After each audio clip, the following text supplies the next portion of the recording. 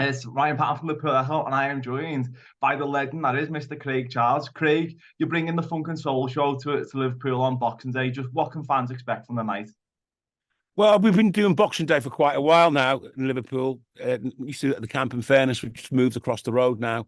Um, just a party, mate. You know, we throw the best Christmas parties. We play party music for party people, and everyone has a blast. You know what I mean? It's just dance music, feel good music. You know, good time music. Just there'll be confetti cannons, there'll be fireworks, there'll be just ear splitting grooves, banging bass, banging bass, banging brass, and booger bloomin' loo. You've performed this set now all over the world, but how special is it for you to come back to your home city and perform it? It's always nice to get home, isn't it? You Yeah, know, and so it's nice playing to a home crowd, and it's nice being at home for Christmas. Do you know what I mean? Because I mean, although I only live up the road, I don't get back home as much as I'd like, you know, because I'm on the radio 6 days a week, you know, and so it's kind of difficult to get back as much as I like. I mean, mum and dad have both passed away. My brothers have moved away, so I've got no family ties there, if you know what I mean. yeah, So it's difficult to get home. So it's just nice. It's always just nice. At least I get home a couple of times a year. Do you know what I mean? And it's nice to yeah. get home over Christmas. Liverpool's great at Christmas, you know. I mean, like I think Liverpool does Christmas really well, and you know, and no one can party like a Scouser. So we party. Yeah, I was going to ask, is there any notable difference from when you're performing a set in front of a Liverpool audience than when you're performing in front of a crowd anywhere else in the world? Well, I mean, there's a sense of connection there that like you feel like you're playing to your own, you know. And I think the audience see me as one of their own, you know, like one of Liverpool's illustrious sons, as it were. So there's there's always that sort of connection. Do you know what I mean? And you know, and a load of my mates come from, you know, from Liverpool. So I mean, my green room, there's probably more people in the green room that are on the dance floor. Honestly, do you know what I mean? But it's like I say, get out, get out, get out. You know. So yeah, it's great to go home and hang out with your mates and stuff like that. You It know. has the feel of a family party as well as one of your funk and soul sets. Then. That's it. It is. It's like having a party around at my house, to be honest. I mean, And the Funk and Soul show has obviously been going for so long now. It's on Six Music every Saturday as well. Just why is it, you think, that has been, why does that connect so much with people? Why has the show been so popular? I think it's a genre that crosses all age groups. You see, so I mean, for my gigs, we have 18-year-olds and 80-year-olds. You know what I mean? And it's that kind of music that, you know, everyone can get. I mean, the thing about it is, you could be into death metal, you could be into surf or punk or whatever, but you've still got three favorite soul tunes. You know what I mean? So Yeah, it's that kind of genre that everyone can connect with, everyone can love. You know what I mean? And it's like a.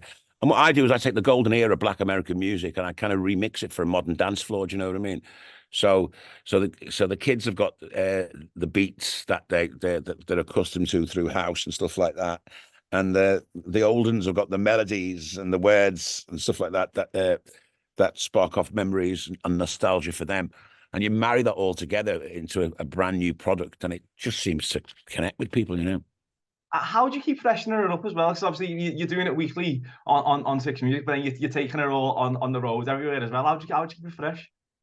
Well, there's so much music. Do you know what I mean? I mean, I've got I use USBs now. You know, I've gone over to the devil, carton records and CDs and stuff like that around. It got too wearing in the end, you know. But Yeah. these USBs have got tens of thousands of records on, and the thing about it is, there's not one bad record in that. Do you know what I mean? They're all just bangers. So you know, I mean, you go with the audience as well. You see what they're getting into, whether it's like the classics or it's the remixes or whatever, and then you just like build a set around that, and you just try and keep them dancing. You know what I mean? Look at the floor as well. You know, Yeah, just make sure I think it's still. when you say look at the floor, I think you touched on it then. Like the Funk and Soul shows do seem to cross generations. So it's why do you think it does have that time scale? Because I know I took my mum to one and sort of, but it's like it's such a gathering of people of all ages and all backgrounds. Just why is it that it's just so universal? I think. Well, I mean, I think again, it's down to the music. You know, I mean, sort of like, I mean, Motown and Tamla and Stax and stuff like that in the '60s. Um, I mean, they started it all out, and then you've got the disco period, you know, with like Earth, Wind and Fire, and Stevie Wonder and stuff like that. And you've got Marvin Gaye, and you've got all these great heavy hitters Yeah. in music that have gone from the '60s all the way up until now, and so you just try and sort of like plot a course. I don't like it to be a history lesson as well. I like to stick a load of new stuff in there as well, because there's a load of new stuff getting recorded and performed and toured now, which is just as good as the old stuff, So you just try and mix it up, keep it fresh, keep it exciting, and just keep it grooving. Where do you trace your interest in funk and soul starting from, and do you credit your Merseyside roots and your Merseyside upbringing for sort of helping you sort of indoctrinating you into the world of funk and soul? Well, I got it from my dad, really. My dad arrived in England in 1958, arrived at Liverpool docks with a pocket full of change and a bag full of records, And so while, I was born in '64, so while Liverpool was swinging to the Beatles, our house was moving to a different groove, We were things like Harry Belafonte and Johnny Mathis and Ray Charles. I think one of my earliest memories is my mum and dad dancing around the kitchen to Ray Charles, I've Got a Woman. So we would, and then like when I was getting into sort of like at school, getting into things like Led Zeppelin, stuff like that, my dad had taught me through, my dad would be like, he stole that lick, and he'd play me some Muddy Waters or BB King or John Lee Hooker, and he'd say, that's where them stole that, and like, so he used to give me history lessons on sort of like, I say the golden period of Black American music and all that. So I got it from my dad, and then hanging around Granby and stuff like that, going to the Boogaloo and places like that, listening to people like Earth, Wind and Fire and Funkadelic, sort of that kind of stuff. So yeah, it was kind of like, I mean, there was a lot of sort of a lot of influences. I mean, Liverpool's a very influential city as well. There's a lot of Liverpool stuff as well. Like The Real Thing, who I do a load of gigs with now, Yeah. and so, I mean, yeah, Liverpool's a very influential city. There's so much going on. I mean, South African beats as well from the Somali and stuff like that. So I love a bit of Afrobeat as well. So I mean, there's so many influences in that city because it's a port city, and it's sort of like, and it's it's had immigrants there for a very long time, really. Yeah. I think it's something about LA's relationship with funk and soul. Sort of, my mum grew up in LA, and she's got all the same like sort of musical loves as you. And I think it's something about that sort of surrounding which sort of infuses people with this love of this genre of music. Yeah, it is, and especially in Liverpool, it was like you always thought it was us against the world. You know what I mean? It was us against the rest of Liverpool a lot of the time. You know what I mean? So yeah, it was always a feeling of like it was against the world. And things become very deep rooted, and you become very passionate about things that that relate to you, if you know what I mean. Yeah. So away from the world of funk and soul, just sort of you've got the show, the six music show 6 days a week. So have you adapted to sort of return and start to that regular daily radio almost? It's killing me. I didn't. I'm 2 years in now, and I'm thinking, what have I signed up for? No, because we're on 1 till 4 every day. But as you can see, I'm in the studio now. It's like 10:30. Do you know what I mean? The show goes out from 1 till 4, but there's so much prep that goes into it. Do you know what I mean?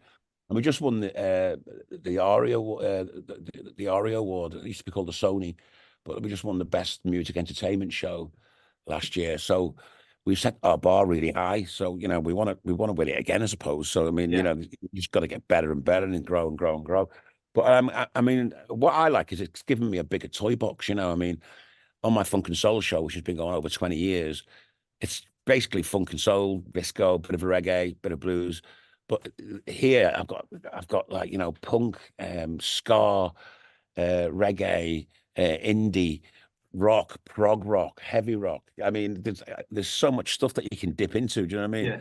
And I've had such an amazing musical journey, really, because as I said, I was born in the '60s, so I had all that sort of like '60s Liverpool stuff, the Mersey beat stuff, and I had all my dad's stuff, all the blues, all that stuff going on, and at school I was listening to like Led Zeppelin, Black Sabbath, Yes, Genesis and stuff like that. So I had all the prog rock stuff going on.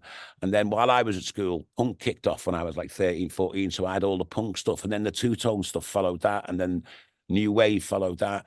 And then when we started filming Red Dwarf in Manchester in 1988, that's when the whole Manchester thing kicked off in the Hacienda. So we went the first days of the Hacienda and all that, the first days of rave. So I've been, through accidentally been in the middle of a lot of these great musical waves, Yeah. So I know quite a bit about it. So it's great to show off that knowledge and show off that love and show off that passion with music, Yeah, and you've got that just an eclectic mix with everything that you do. Sort of, you're doing the radio show, you've done Money Bags, then you've been in Corrie, sort of been in Red Dwarf. Would you ever consider a return to acting, or what's next on the horizon for yourself? I've just done a movie in America, in upstate New York, which is called Zombie Apache, where I play a zombie hunter. Oh wow! It's a comedy zombie film, but it is genuinely funny. So I'm hoping that does well. So we filmed that in upstate New York earlier in the year. That'll come out next year. So keep your eyes open for Zombie Apache. Oh, Craig Charles, Zombie Hunter! I can't wait for that. And I'm called Liverpool Joe. Oh, this just sounds tremendous all around.